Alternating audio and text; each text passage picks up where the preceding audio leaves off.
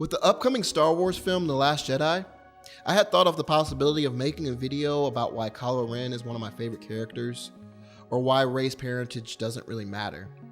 But I wanted to focus on something I've heard before in relation to The Force Awakens, how Rey's perceived as a Mary Sue. I've seen this raw strength only once before. It didn't scare me enough then. It does now. While I don't agree that Rey is a Mary Sue, I can, after watching The Force Awakens, agree that she feels like one. But why is that? Well, before we dive in, let's look at the definition. A Mary Sue is typically a character who is depicted as unrealistically lacking in flaws or weaknesses. Other definitions say a fictional character whose implausible talents and likability weaken the story. So looking at those definitions, we can start to paint a picture as to why people tend to agree with the idea that Rey is one. But immediately we can see Rey isn't a perfect character right off the bat. She starts on the planet of Jakku, and the very first time we ever see her is when she's scavenging for parts. Something that after years of doing would take some know-how to do correctly.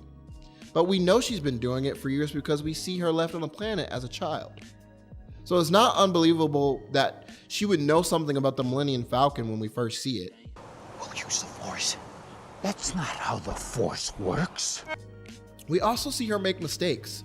How about when she sets loose those Raftars, or the time she just runs away after her lightsaber vision? She doesn't take up the call so easily.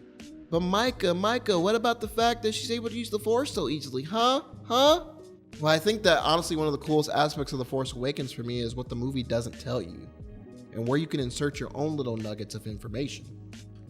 Whenever any aspect of the Force is brought up in the film, we always seem to get a line about how Rey thought those things were stories or just legends, something that was made up. And when it's all finally confirmed by Han Solo that everything was real, we start to see the Force awaken in Rey. The whole movie is about how the Force is awakening inside Rey. But Micah, how can Rey fight a trained Jedi when she's never even used a light? Don't. Okay, just slow down, right? Don't hurt yourself, right? We've been shown before that Rey is more than capable in a fight. She's able to take on more than one person bigger than her. Also, Kylo Ren is extremely hurt in their fight. He's actively trying not to kill her and clearly wants to follow the orders that were given to him. Also, at certain moments of distress and loss, we see the Force working inside her, and you as a filmgoer are conditioned to see that something's happened. Even her piloting skills fit into the context of this movie. It's not out of the realm of possibility to believe that someone who's been living on a junk planet, even knows of the Falcon being a piece of junk, could pilot a ship.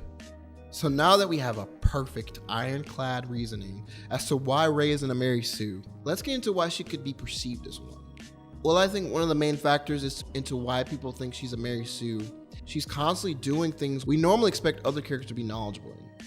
For instance, even though she does know more about the Falcon than Han does, I could see how that could rub some people the wrong way. We haven't seen Han Solo on screen for like 30 years, and she as a new character is just doing things better than him. We then proceed to even see Han Solo be nice to her and warm up to her out of nowhere. But the only problem with this perception is that we just aren't used to this Han Solo yet. It's not till later in his scenes with Leia that we get to see that Han Solo is old and a little bit different than he was when he was younger. He also clearly knows something about Rey that she doesn't know about herself. I think this is where some of the era of The Force Awakens could come into play. Since we don't get to spend a lot of time with Han in the story, and really the story is not even about him anyway, the juxtaposition between the new and the old could take you a little bit off balance and make you think a certain way about Rey when it's really Han that has changed. I think another reason is that J.J. Abrams doesn't really like to make movies about one main character. He likes to have more than one character he focuses on and play off the dynamics of those two characters, learning to work together through their issues. Take Star Trek for instance. This film starts with two characters introduced at a similar time in the story who end up through a series of circumstances separated from each other and having to save one another from certain death. Wow, that sounds super familiar when you say it out loud. So because of this, Finn's immediate adoration for Rey is honestly due to the two protagonists approach. And because Finn is perhaps more of our way into the story than Rey is, there could potentially be a feeling of automatic acceptance, and the question of why this character is just accepting of the other can make you miss what this movie is potentially trying to set up. While I do understand that this movie suffers from pacing issues, and the introduction of characters could potentially put you in a state of mind where you feel like Rey is a Mary Sue, the fact of the matter is when you look at the definition of what that is, she just isn't.